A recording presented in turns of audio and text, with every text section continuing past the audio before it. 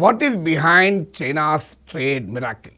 China సృష్టించిన ఈ వాణిజ్య అద్భుతం వెనకాల కారణాలు ఏంటి తెలుసుకుంటే అది మనలాంటి దేశాలకు కూడా విలువైన పాఠాలను ఇస్తుంది. సో ఇవాళ డొనాల్డ్ ట్రంప్ కూడా ఏమీ చేయలేక చైనాను కంటైన్ చేయలేక ఇబ్బంది పడటానికి కూడా కారణం చైనాస్ ట్రేడ్ మిరాకిల్. సో దీనికి కారణాలని చెప్పే ముందు let me now give you some data. So ఈ డేటాలో నేను కొన్ని కాన్సెప్ట్స్ వాడతాను. ఎగుమతులు దిగుమతులు మీకు తెలుసు. ఎగుమతులు దిగుమతుల కన్నా ఎక్కువ ఉంటే if exports are more than imports it's called surplus, trade surplus. Exports తక్కువ ఉండి ఇంపోర్ట్స్ ఎక్కువ ఉంటే ట్రేడ్ డెఫిసిట్.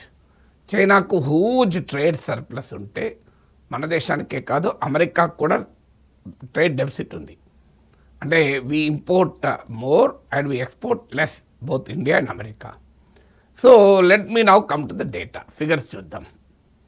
సో చైనా 2024 ఈ డేటా మొత్తం అన్ని దేశాలు 3 దేశాలు కూడా 2024 ఇయర్కి డేటా. 2024లో చైనా $3.6 ట్రిలియన్ ఎక్స్పోర్ట్ చేసింది. $3.6 ట్రిలియన్ వర్త్ గూడ్స్ ఎక్స్పోర్ట్ చేసింది. అంటే చైనా ప్రపంచ ఫ్యాక్టరీగా ఎలా తయారైందో ఈ డేటా చూస్తే అర్థమవుతుంది. 1 ట్రిలియన్ ఈజ్ ఈక్వల్ టు $1,00,000 కోట్ల. 1 trillion 1 lakh crores dollars. So ఈ $3.6 trillion China worth goods export చేస్తే స్టిల్ చైనాకు సర్ప్లస్ ఎంతో తెలుసా? $1.1 ట్రిలియన్, $1,00,000 కోట్ల పైన సర్ప్లస్ ఉంది. అంత ఎక్స్పోర్ట్స్ ఎక్కువ చైనాది. అందుకే ఇలా ప్రపంచము చైనా నుంచి సప్లైస్ లేకపోతే ఆగిపోతుంది. If China doesn't supply to America, America will come to stand still. మీకు కోవిడ్ అప్పుడు చూసాం. Let me also give you comparative data for America. America China export చేసే దాంట్లో 50% కూడా చేయదు గూడ్స్. సో అమెరికాకు సర్వీసెస్ ఎక్స్పోర్ట్స్ ఉండొచ్చు, కాదని మనం అనలేదు. గూడ్స్ ఎక్స్పోర్ట్స్ చెప్తున్నాను నేను. $1.7 ట్రిలియన్ మాత్రమే. China $3.6 trillion worth goods export చేస్తే అమెరికా $1.7 ట్రిలియన్ మాత్రమే ఎక్స్పోర్ట్ చేస్తుంది. కానీ ఇంపోర్ట్స్ ఎంత అంటే $3.4 ట్రిలియన్. దాంతో చైనా ట్రేడ్ సర్ప్లస్ ఉంటే అమెరికాకు భారీ trade deficit. America trade deficit is $1.7 trillion. దాని ఎగుమతులకు సమానమైన వాణిజ్య లోటును అమెరికా కలిగి ఉంది. సో అమెరికా చైనాల మధ్య ట్రేడ్లో ఎంత గ్యాప్ ఉందో చూడండి. చైనా ఏమో $1.1 ట్రిలియన్ సర్ప్లస్ ఎంజాయ్ చేస్తుంటే ట్రేడ్లో, అమెరికా $1.7 ట్రిలియన్ డెఫిసిట్తో బాధపడుతోంది. ఇక ఇండియా కంపారిజన్ చూద్దాం. అమెరికాతో చైనాతో పోలిస్తే ఇండియా ట్రేడ్ చాలా తక్కువ. India export $443 billion. మనం బిలియన్స్లోనే, నాట్ ఈవెన్ 1 ట్రిలియన్, $443 బిలియన్ మాత్రమే మనము ఎక్స్పోర్ట్ చేస్తాం. కానీ మన trade deficit $275 billion. $275 billion trade deficit ఉంది ఇండియాకు. సో ఇందులో మీకు చైనాకి ఇంకో ప్రత్యేకత ఏంటంటే అమెరికా చైనా ట్రేడ్ వార్ చాలా కాలంగా నడుస్తుంది. చైనా పైన అమెరికా అనేక రకాల రెస్ట్రిక్షన్స్ పెడుతుంది. చైనానే కాదు, జపాన్, ఈస్ట్ యూరోపియన్ నేషన్స్తో కూడా ట్రేడ్ ఉన్నమాట నిజం. అదే సమయంలో రెస్ట్రిక్షన్స్ ఉన్నమాట కూడా నిజం. చైనా 2017 నుంచి మాత్రమే చూద్దాం, అంటే ఈ అమెరికా ఒత్తిళ్ళు ఆంక్షలు ఉన్న సమయంలో కూడా చైనా ట్రేడే మాగలే. సో మీకు సిన్స్ 2017 చూస్తే 2017లో చైనా ఎక్స్పోర్ట్ చేసిన గూడ్స్ మీకు $2.3 ట్రిలియన్. ఏకంగా 50% పెరిగింది 8 ఇయర్స్లో. $3.6 ట్రిలియన్ చేరుకుంది. అందులో అమెరికాకి ఎక్స్పోర్ట్స్ భారీగా పెరిగాయి, నియర్లీ 25% పెరిగాయి. అమెరికాకు ఎక్స్పోర్ట్స్ $430 బిలియన్ ఉంటే 2017లో, 2024లో ఇది $526 బిలియన్ పోయింది. ఇండియా ఎక్స్పోర్ట్ చేసేది అరౌండ్ $87 బిలియన్ మాత్రమే. చైనా అమెరికాకి ఎక్స్పోర్ట్ చేసేది 536, నియర్లీ మనతో పోలిస్తే మోర్ దెన్ 6 times చైనా నుంచి అమెరికాకి ఎగుమతులు. అందుకే ట్రంప్ చైనాకు వినాల్సి వస్తుంది. ఈ $1 ట్రిలియన్ అనే దానికన్నా ప్రపంచంలో మార్కెట్ షేర్ ఎంత అనేది చూస్తే మనకు అర్థమైపోతుంది. నేను దానికన్నా ముందు ఇంకొక కంపారిజన్ మనం చెప్పాలి. భారతదేశం ప్రపంచం మొత్తానికి చేస్తున్న ఎగుమతులు, ప్రపంచంలో అన్ని దేశాలకు చేసే ఎగుమతులు $443 బిలియన్. ఇంతకుముందు చెప్పాను నేను. అదే చైనా ఒక్క అమెరికాకు చేసే గూడ్స్ ఎక్స్పోర్ట్స్ విలువే $526 బిలియన్. ఇంతకుముందు 536 చెప్పాను అనుకుంటాను. ఇప్పుడు కరెక్ట్గా ఫిగర్ ఏంటంటే $526 బిలియన్. అంటే అర్థం ఏంటి? ఇండియా ప్రపంచం మొత్తానికి చేసే ఎగుమతుల కన్నా ఒక్క అమెరికా దేశానికి చైనా చేసే ఎగుమతులు ఎక్కువ. ఇక coming to the market share, ప్రపంచంలో వివిధ వస్తువుల సప్లైస్లో చైనా, మేడ్ ఇన్ చైనా వాటా ఎంత? ప్రపంచ ల్యాప్టాప్ సప్లైలో 60% చైనావే. ప్రపంచంలో ఉండే ల్యాప్టాప్ సప్లైస్లో చైనాలో తయారయ్యేవే 60%. Can imagine? More than 50% of smart phones supply చైనావే. ప్రపంచంలో సప్లై అయ్యే టోటల్ స్మార్ట్ ఫోన్స్లో 50% చైనావే. ప్రపంచంలో సప్లై అయ్యే ఫ్లాట్ ప్యానల్ డిస్ప్లేస్లో 82% చైనావే. దాంతో మీకు mobile phones and telecom equipment కలిపితే ప్రపంచం మొత్తంలో సప్లై అయ్యే దాంట్లో 64% చైనావే, 64%. మీకు ఇంకా ఆశ్చర్యం ఎత్తుంది, లీథియం అయాన్ బ్యాటరీస్లో 56% చైనావే, సోలార్ ఎక్విప్మెంట్లో 60% చైనావే. మీకు ఇలా చెప్పుకుంటూ పోతే చాలా మార్కెట్లో మోర్ దెన్ 50-60% చైనావే. ప్రపంచం మొత్తానికి సప్లై చేసేది అంటే ఇప్పుడు భారతదేశం దిగుమతి చేసుకునే యాక్టివ్ ఫార్మాసిటికల్ ఇంగ్రీడియంట్స్, ఏపీఐ అంటారు. అంటే రా మెటీరియల్, మెడిసిన్స్లో వాడే రా మెటీరియల్స్, ఇంటర్మీడియట్స్లో 80-90% చైనా నుంచి మనం దిగుమతి చేసుకుంటాం. ఒక్కొక్క కంట్రీ డిపెండెన్సీ చైనా పైన ఎంత ఉందో దీన్ని బట్టి అర్థమవుతుంది. అసలు ప్రపంచ ఎకానమీయే చైనా వస్తువులపై వాళ్ళు ఆధారపడవలసిన పరిస్థితి ఏర్పడింది. మీకు ఎలక్ట్రానిక్స్లో, కంప్యూటర్స్లో ఇలా కీలకమైన రంగాల్లో వాడే అనేక రకాల కాంపోనెంట్స్ మీకు చైనాలోనే తయారవుతాయి. అందుకే ప్రపంచం చైనాను ఇగ్నోర్ చేయలేని పరిస్థితికి వచ్చింది. చైనా ట్రేడ్ మిరాకిల్ 1980sలో అమెరికన్ కంపెనీలు చైనాకు మూవ్ కావడంతో మొదలైంది. దీనికి కూడా కారణం ఏంటంటే కోల్డ్ వార్ పీరియడ్లో సోవియట్ యూనియన్ కౌంటర్ చేయడానికి అమెరికా కిస్సింజర్ డిప్లొమసీ అనే దౌత్యాన్ని మొదలుపెట్టింది. ఈ కిస్సింజర్ డిప్లొమసీలో భాగంగా సోవియట్ యూనియన్కు వ్యతిరేకంగా చైనాను కలుపుకోవాలి అని. అదే సమయంలో డెంగ్ జియాపింగ్ నాయకత్వంలో చైనా లిబరలైజేషన్, గ్లోబలైజేషన్ మొదలుపెట్టింది. అప్పటికే చైనాలో ఎడ్యుకేటెడ్ వర్క్ ఫోర్స్ ఉన్నారు. మీకు United Nation development programme UNDP human development in China report, Amartya Sen రాసిన పుస్తకాల్లో చైనా ప్రీ లిబరలైజేషన్ అచీవ్మెంట్స్ అనేది ముఖ్యంగా హ్యూమన్ డెవలప్మెంట్లో ఎడ్యుకేషన్, హెల్త్, పోస్ట్ లిబరలైజేషన్ సక్సెస్కు కారణము అని చెప్తాడు. So educated, healthy work force చైనాలో రెడీగా ఉన్నారు. అమెరికా మ్యానుఫ్యాక్చరింగ్ రంగం తమ ఖర్చులు తగ్గించుకోవటానికి, కాస్ట్ ఆఫ్ మ్యానుఫ్యాక్చరింగ్ తగ్గించుకోవటానికి ప్రపంచంలో ఎక్కడ చీప్లో ప్రొడ్యూస్ చేయొచ్చో ఆలోచించడం మొదలుపెట్టాయి. సో అప్పుడు కిస్సింజర్ డిప్లొమసీలో భాగంగా అమెరికన్ ప్రెసిడెంట్ చైనాకు వచ్చారు. అమెరికా చైనా రిలేషన్స్ పెరగడం మొదలైంది. సో అటు అమెరికా చైనా రిలేషన్స్ పెరగడం, చైనాకు ఎడ్యుకేటెడ్, హెల్తీ వర్క్ ఫోర్స్ ఉండడము, అమెరికన్ కంపెనీలోమో లాభాపేక్షలో ఖర్చులు తగ్గించుకోవటానికి, ఉత్పత్తి ఖర్చులు, ప్రొడక్షన్ కాస్ట్ తగ్గించుకోవటానికి ఇతర దేశాలకు వెళ్ళడం మొదలైంది. సరిగ్గా ఆ సమయంలో పెద్ద ఎత్తున అమెరికన్ కంపెనీలు చైనాలోకి ఎంటర్ అయ్యాయి. చైనా ఏం చేసింది? అమెరికన్ కంపెనీలు అనివార్యంగా చైనా వర్కర్లను ట్రైన్ చేయాల్సి వచ్చింది, చైనా ఇంజనీర్లను ట్రైన్ చేయాల్సి వచ్చింది. ఉదాహరణకు యాపిల్ కంపెనీ ఉంది. చైనాలో ప్రొడక్షన్ చేయాలి అంటే చైనాలో భారీ ఎత్తున చైనా వర్కర్లకు, ఇంజనీర్లకు ట్రైనింగ్ ఇవ్వాలి. సో దాంతో అసెంబ్లింగ్ స్థాయి నుంచి ఫైన్ కాంపోనెంట్ స్థాయి తయారు చేసే టైం వరకు కూడా టెక్నాలజీ అప్గ్రేడ్ అవుతూ వచ్చింది. అంటే చైనా కేవలం అమెరికన్ కంపెనీలకు ప్రొడక్షన్ చేసి ఇవ్వడమే కాకుండా ఆ టెక్నాలజీని, స్కిల్స్ను చైనా అబ్జార్బ్ చేసుకోవడం మొదలుపెట్టింది. చైనాలో జరిగిన ఈ ప్రయత్నం వల్ల చైనా ప్రపంచ కంపెనీలకు కేంద్రంగా మొదలై తర్వాత ప్రపంచాన్ని ఫ్యాక్టరీగా మారే చైనీస్ కంపెనీలు ఎమర్జెన్స్కు కారణమయ్యాయి.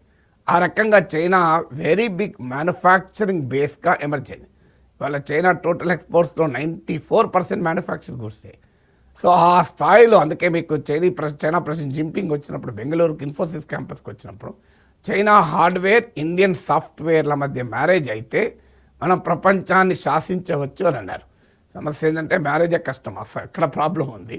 సో బట్ జింపింగ్ అనటానికి కారణం అది.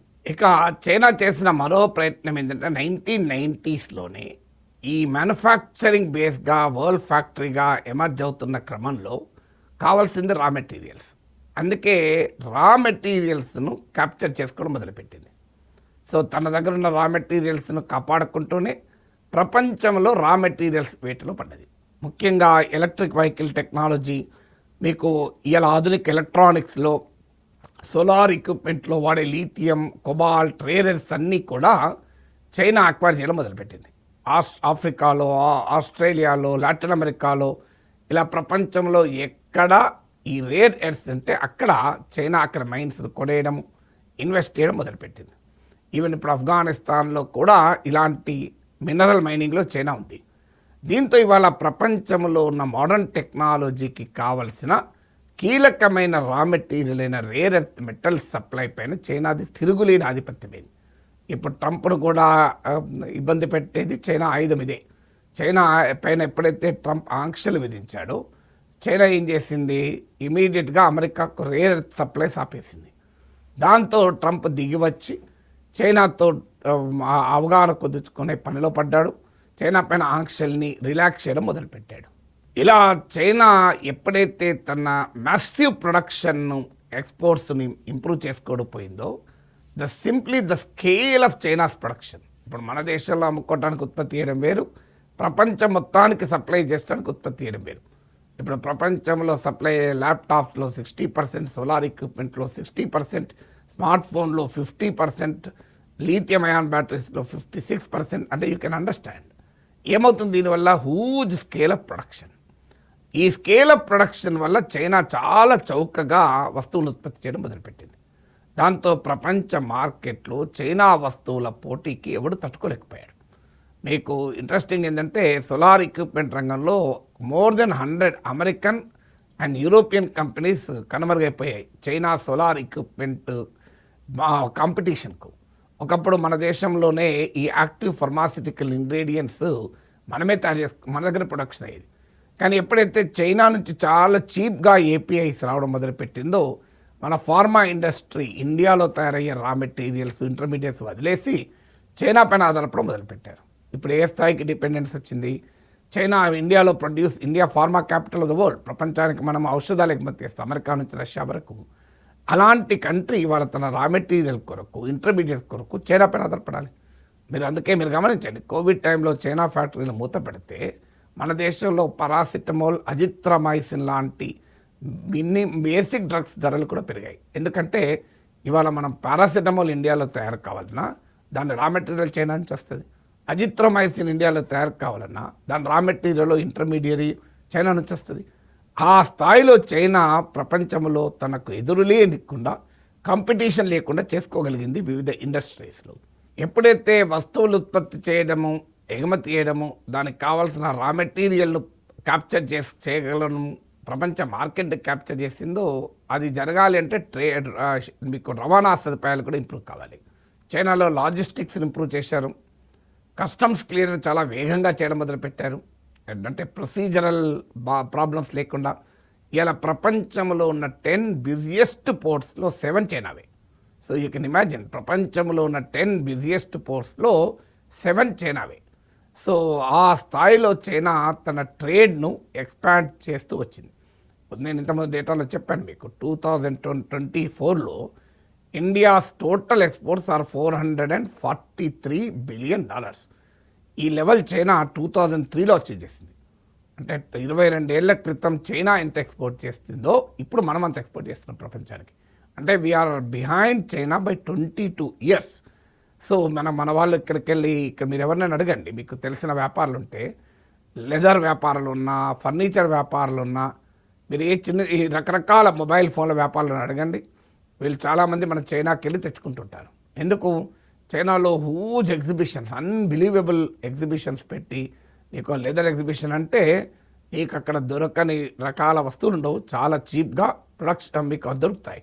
అందుకే అక్కడ నుంచి ఇంత పెద్ద ఎత్తున మన వాళ్ళు కొనుక్కొచ్చుకుంటున్నారు. చైనా ఈ ట్రేడ్ మిరాకిల్ సాధించడం వెనకాల అనేక ఫ్యాక్టర్స్ ఉన్నాయి. మన దగ్గర చైనా నినాదాలు ఇస్తుంటారు. మీరు ఏ నాయకుడు చైనా పోయి వచ్చినా చైనాని చూడండి. గతంలో కేసీఆర్ ఇదే మాట అన్నాడు. ఇప్పుడు రేవంత్ అంటున్నాడు మేము చైనా, జపాన్, కొరియాలతో పోటీ పడతామని. చంద్రబాబు నాయుడు అదే అంటాడు. అందరూ చైనా చైనా అంటుంటారు. కానీ what are we learning from China? మీకు చైనాలో ఉదాహరణకు క్యాపిటల్ కాస్టే తీసుకుందాం. చైనాలో ఇండియాలో క్యాపిటల్ కాస్ట్తో పోలిస్తే అంటే మనది క్యాపిటల్ కాస్ట్ 9 to 10% ఉంటే చైనాలో 4 to 5% ఉంటుంది. పెట్టుబడి పైన పెట్టేటువంటి వ్యయం. ఇక చైనాలో ఇన్పుట్ కాస్ట్ తక్కువ. మీకు ఉదాహరణకు మన ఎలక్ట్రిసిటీతో పోలిస్తే చైనాలో ఎలక్ట్రిసిటీ చీప్. చైనాలో భారీగా ప్రభుత్వం ఇన్ఫ్రాస్ట్రక్చర్ క్రియేట్ చేసి పెట్టింది. కేవలం ఫ్యాక్టరీలకు సబ్సిడీలు ఇచ్చి, కార్పొరేట్లకు రాయితీలు ఇచ్చి, ఆ కార్పొరేట్లో వాళ్ళు దిగమింగి వాళ్ళ బ్యాలెన్స్ షీట్లు మెరుగుపరచుకోవడం కాదు, కాంక్రీట్గా రిజల్ట్స్ ఆధారంగా వారికి ఇన్సెంటివ్స్ ఇచ్చారు. ఇప్పుడు మన దగ్గర సెప్టెంబర్ 2019లో 186,000 కోట్ల విలువైన కార్పొరేట్ ట్యాక్స్ ఇన్సెంటివ్ ఇచ్చారు. 10% తగ్గించారు. ఇప్పటికీ నిర్మలా సీతారామన్ ఏం చెప్తోంది? ప్రైవేట్ ఇన్వెస్ట్మెంట్ రావడం లేదు, నేను ఇన్ని రాయితీలు ఇచ్చినా అని చెప్తున్నారు. హూజ్ ట్యాక్స్ రిలీఫ్ 10% తగ్గించారు. 186,000 కోట్లు. కానీ ఎక్కడ ప్రొడక్షన్ ఎందుకు పెరగలేదు? సో అందువల్ల మీకు పారిశ్రామికవేత్తలకు కాదు ఇన్సెంటివ్స్, పరిశ్రమల ప్రొడక్షన్కు మనం ప్రోత్సాహం ఇవ్వాలి, అవుట్పుట్ అండ్ అవుట్కమ్కు ప్రోత్సాహం ఇవ్వాలి. తర్వాత కేవలం సబ్సిడీలు ఇవ్వడం కాదు. మన దగ్గర సబ్సిడీలు ఇస్తుంటారు, free power, free water, free land. కానీ ఇండస్ట్రియల్ సపోర్ట్ సిస్టమ్ క్రియేట్ చేశారు, బలమైన లాజిస్టిక్స్ క్రియేట్ చేశారు. ఇంతకుముందు చెప్పినట్లు వేగంగా భారీ ఎత్తున ఉత్పత్తి అయిన వస్తువులు తరలించేటువంటి ఇన్ఫ్రాస్ట్రక్చర్. ఇప్పుడు 7 out of 10 బిజియెస్ట్ పోర్ట్ చైనాలోనే ఉన్నాయంటే మనం అర్థం చేసుకోవచ్చు. సో ఆ స్థాయిలో ప్రొసీజరల్ రిలాక్సేషన్స్ చేశారు. అన్నిటికన్నా మించి హైలీ స్కిల్డ్ మ్యాన్ ఫోర్స్ని క్రియేట్ చేశారు. అందుకే అమర్త్య సేన్ అన్నాడు, పోస్ట్ లిబరలైజేషన్ అచీవ్మెంట్స్కు ప్రాతిపదిక ఏంటంటే pre liberalisation successes in human development, education, health, nutrition, life expectancy, వీటన్నిటిలో కూడా ఆల్రెడీ ఈ ప్రాసెస్ 80s 90sలో చైనా భారీగా లిబరలైజ్ వరల్డ్ ఫ్యాక్టరీగా ఎమర్జ్ కాకముందే స్కిల్డ్ టాలెంటెడ్ వర్క్ ఫోర్స్ను బిల్డ్ చేసుకున్నారు. దానివల్ల ఇవాళ చైనా ప్రపంచ ఫ్యాక్టరీగా ఎమర్జ్ కాగలిగింది. అందుకే కావాల్సింది స్లోగన్స్ కాదు, కావాల్సింది ప్రాపర్ యాక్షన్స్. ప్రపంచంలో ఉన్న బెస్ట్ ప్రాక్టీసెస్ని తీసుకోవాలి. ఇన్వెస్ట్మెంట్ అని ఇప్పుడు తెలంగాణలో, ఆంధ్రలో, భారతదేశంలో పెట్టుబడుల ఆకర్షణ అంటున్నారు. చైనా పెట్టుబడులు ఆకర్షించింది. ఏం చేసింది? 100 పైగా అమెరికా, యూరప్ సోలార్ ఎక్విప్మెంట్ మ్యానుఫ్యాక్చరర్సే కనుమరుగైపోయారు చైనా పోటీకి తట్టుకోలేక. అందువల్ల ఇన్వెస్ట్మెంట్ ఆకర్షించడమే కాదు, దానికి కావలసిన కాంప్రిహెన్సివ్ ఈకోసిస్టమ్ డెవలప్ చేస్తే మనం గ్లోబల్ మ్యానుఫ్యాక్చరింగ్ బేస్గా ఉంటాం. ఇప్పటికీ ఇండియాస్ జీడిపిలో 20% దాటడం లేదు మ్యానుఫ్యాక్చరింగ్ రంగంలో పెరగకుండా మనము భారతదేశంలో ఉన్న విస్తారమైన యూత్కు ఉపాధి కల్పించలేము. సర్వీసెస్ సెక్టార్ చాలా అట్రాక్టివ్ ఎంప్లాయ్మెంట్, కానీ దాని లిమిటేషన్స్ ఉంటాయి. మీరు ఇంత పెద్ద ఐటీ రంగంలో కూడా మీకు కోట్లలో ఉద్యోగాలు ఉండవు. అందువల్ల unless you create factories in India, you create massive skilling in India, massive employment అనేది క్రియేట్ కాదు. అది చైనా అనుభవం మనకు చెప్తున్నది. మ్యాసివ్ ఎంప్లాయ్మెంట్ ఎప్పుడైతే చైనాలో క్రియేట్ అయిందో ప్రజల ఇన్కమ్స్ కూడా పెరిగి పెద్ద ఎత్తున చైనా డొమెస్టిక్ మార్కెట్, దేశీయ మార్కెట్ కూడా పెంచుకోగలిగింది.